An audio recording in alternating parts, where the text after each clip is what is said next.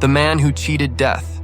71 Days in Hell's Desert, friends. The story you are about to hear is not a movie script. It is not fiction. This is a raw, unbelievable truth, a true account of human endurance that will make your heart race and leave you questioning the very limits of human willpower. Imagine a place so harsh, so brutally unforgiving, that it's known not as a desert, but as hell on earth. A place with no water, no shade, and no sign of life for hundreds of miles. Just endless, shifting sand, scorching winds, and a silence so deep you can hear the shadow of death following you.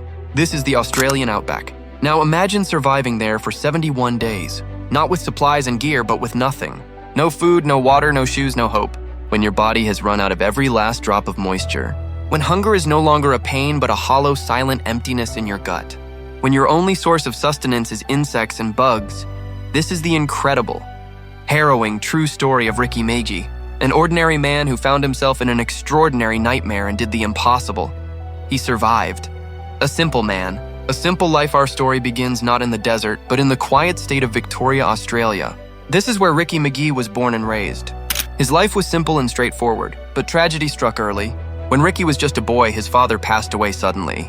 In one devastating moment, his childhood innocence was stolen. The weight of the world fell on his young shoulders. He made a decision then. He would live not just for himself, but for his entire family. He didn't drop out of school, but his childhood became a blur of textbooks and odd jobs. He worked tirelessly, sometimes as an electrician, sometimes as a laborer on fishing boats, and sometimes moving heavy furniture. His hands were just as familiar with tools as they were with pens. Life was a constant struggle. His pockets were often empty, but his spirit wasn't. He always wore a smile that seemed to say, "I might bend, but I will never break." The fateful contract. The year was 2006. Ricky was 36 years old.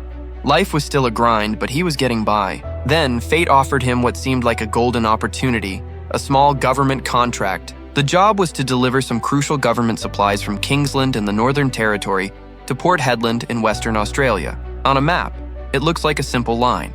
In reality, it is a 3,000-kilometer, nearly 1,900-mile journey through one of the most dangerous and remote landscapes on the planet, the vast, empty heart of the Australian Outback. Ricky didn't have money for a plane ticket, so he did what he always did. He made do with what he had. He packed his old car, filled the petrol tank, gathered some basic food supplies and a few bottles of water, and set off on a journey from which very few return alive. The road he was traveling is infamously known as the One-Time Highway. It's a place where the heat is so intense it can fry an egg on the asphalt, where the silence at night is so profound that the sound of your own breathing can scare you. It is complete emptiness. If your car breaks down here, death has already placed its hand on your shoulder. Ricky drove on, the radio his only company. He endured the brutal oven-like heat of the day and the bone-chilling cold of the night. But the real terror was still ahead. He was on a simple mission, unaware that his life was about to change forever on a stretch of road where human shadows simply don't exist. The trap of trust. It was in this absolute middle of nowhere that Ricky's eyes caught something. A car was parked on the side of the road, and next to it stood 3 men.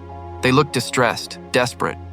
Their eyes pleaded for help, driven by a basic human instinct to aid another person in need. Ricky did what any good Samaritan would do. He stopped. He pulled over and offered them a ride. They got into his car, grateful. They hadn't driven far when one of the men spoke up. "Mate, I'm so thirsty," he said, offered Ricky a bottle of drink. Now, Ricky was usually a cautious man. He wouldn't normally accept a drink from a stranger. But that day, perhaps out of a desire to be polite or simply because his guard was down in the harsh environment, he took the bottle. He drank. That single decision was the moment his nightmare began. The drink was laced with a powerful, fast-acting drug. Within minutes, the world began to spin. Ricky's head grew heavy. His vision blurred into a confusing haze, and then everything went black. Waking up in hell, when his eyes flickered open, he was no longer in his car. He was lying on the burning sand, in the absolute middle of the desert. The scene was straight out of hell. His car was gone. His wallet, his phone, his shoes, everything was gone. The 3 men had robbed him of all his possessions, and it seemed his very will to live. They had left him for dead in a place where death is a certainty and survival is a miracle. The reality crashed down on him. He was utterly alone. There was no one coming to help him. No signal to call for aid. His fight for survival was no longer against those men. It was a primal war against the elements themselves. Hunger, thirst, the scorching sun, agonizing pain, and the ever-present specter of death. The first agonizing steps. His feet were bare. The temperature was a blistering 45 degrees, 113 degrees. The sand burned like hot coals. Every step was pure agony, feeling as if the skin on his soles was melting and peeling off. But Ricky knew one thing: to stay was to die. He had to move. Every painful step was a defiance of death. Every blister was a badge of honor, proof that he was still alive. The sun beat down from a merciless sky. His eyes became dry and stony. His lips cracked and bled. His throat was so parched that he couldn't even make a sound. Then his mind, desperate for relief, began to play tricks on him.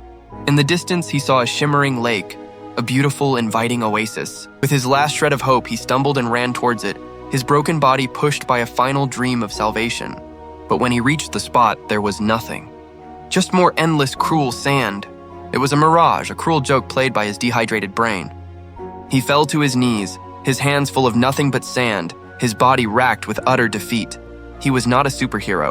He was just an ordinary man who wanted to live. After hours of wandering, when his body was on the verge of complete shutdown, he saw a tiny glimmer of hope. A small, muddy puddle of water in a depression in the ground. It was stagnant, filthy, and probably used by animals. But to Ricky, it wasn't a puddle. It was a gift of life. Without a second thought, he cupped the foul, stinking water in his hands and drank it. He knew it could make him sick and could be poisonous. When you are dying of thirst, even poison can taste like nectar. It was a calculated risk, a slow death from disease versus a swift death from dehydration. He chose to fight for one more day. As the sun began to set, the searing heat gave way to a chilling cold. A new problem emerged: where to sleep. Lying on the ground meant exposing himself to scorpions, venomous spiders, and snakes. In the fading light, he spotted a small cave formation. He crawled inside. It was dark and scary, but it offered shelter, a roof over his head and a barrier against the worst of the desert night. That first night, there was no sleep, only fear. He could feel insects crawling over him, their bites and stings a constant, terrifying reminder of his vulnerability. But he endured it because it was still better than the alternative. The will to live. A new diet with no food or clean water. Ricky's body was consuming itself. He made a conscious, horrifying decision. He would eat whatever he could find to survive. He ate insects. He caught and ate flies. He chewed on leaves and sucked on roots for moisture. He would even lick the sweat from his own skin to get a few precious grains of salt and liquid into his system. He had learned a powerful lesson. A person doesn't die from hunger or thirst first. They die when their spirit breaks, when they give up hope. That first night was the longest of his life, but his will to see another sunrise was unbroken.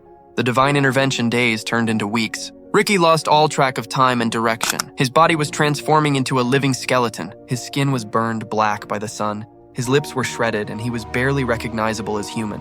Yet he kept walking, one foot in front of the other, and then a miracle happened. He felt something on his face, a cold, soft drop, then another. It felt like an angel's touch. He looked up at the sky. Dark clouds had gathered, thunder rumbled, and then the heavens opened. It began to rain. Ricky didn't see rain. He saw life itself falling from the sky. He collapsed to his knees and frantically began digging holes in the sand with his bare hands. He created small pits, letting them fill with the precious rainwater. He drank from these makeshift wells like they were golden chalices, each sip flooding his body with renewed strength and hope. The rain eventually stopped, and the ruthless desert sand slowly drank the remaining water, leaving behind only mud. But the momentary relief had reignited the fire inside Ricky Megee. He was back in the fight. The final ordeal, the days blurred into one long, painful existence. By now, he had been in the desert for over 2 months. He was surviving on an unthinkable diet of lizards, insects, and his own willpower. He drank his own urine when no other liquid was available. The sun, the animals, the crushing loneliness, the constant presence of death. It was all a nightmare he couldn't wake up from. But every time he fell, a voice inside him, his soul, screamed, "Not yet! I'm still alive!" The rescue. A living skeleton. The historic day was April 5th, 2006. Ricky had been lost for 71 days. On this morning, he was lying unconscious near a remote cattle station called Bindandoo. His body was a horrific sight. Clothes in tatters, skin blackened and burned. A skeleton with a thin layer of life still clinging to it. By pure chance, 2 station hands, Greg Hurd and Mark Clifford, were passing by. From a distance, they saw what they thought was an injured animal. As they moved closer, their blood ran cold. It was not an animal, it was a man, or what was left of one. A breathing skeleton, barely alive. They were terrified, but their humanity took over.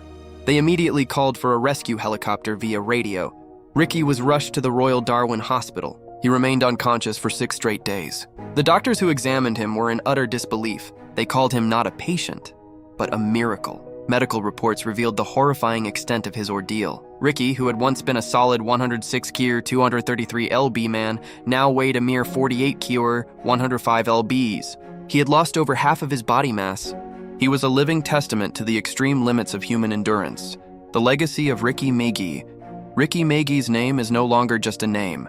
It has become a global symbol of sheer grit, of unwavering resilience, and of the incredible victory of the human spirit over impossible odds. For 71 days, he stared death directly in the eyes and refused to blink. On the 72nd day, he embraced life once more.